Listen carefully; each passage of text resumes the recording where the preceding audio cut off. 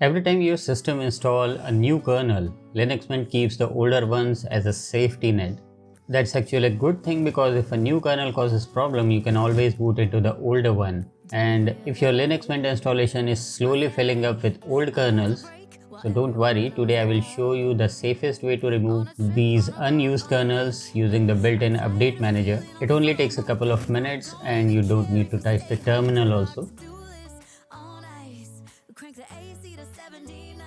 Before removing any kernel, it's always a good idea to refresh your system and install any available updates. This ensures Mint has the latest information and avoids any potential issues causing due to updates. Once the system is up to date, click View and then Linux Kernels. Now select an older kernel that you no longer need and just click Remove Kernel. Mint will ask you for your password and begin removing the selected kernel. This may take a few moments depending on your system or the number of kernels you are installing. And one important thing, never remove the kernel you are currently using. Linux Mint usually protects the active kernel automatically, but it's still a good practice to double check.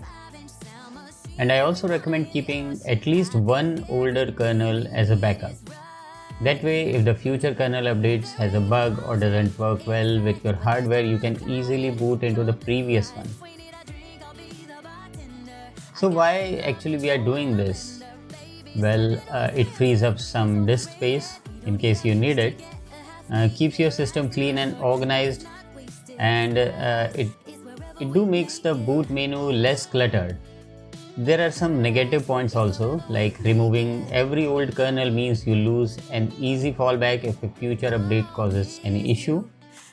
Or if you are unsure, don't remove multiple kernels at once. Just check it by removing one by one. And that's it, a simple way to keep your Linux Mint installation clean while still staying safe. If this quick tip helped you, don't forget to like the video. Subscribe for more Linux Mint tutorials and I will see you in the next tip. Thank you.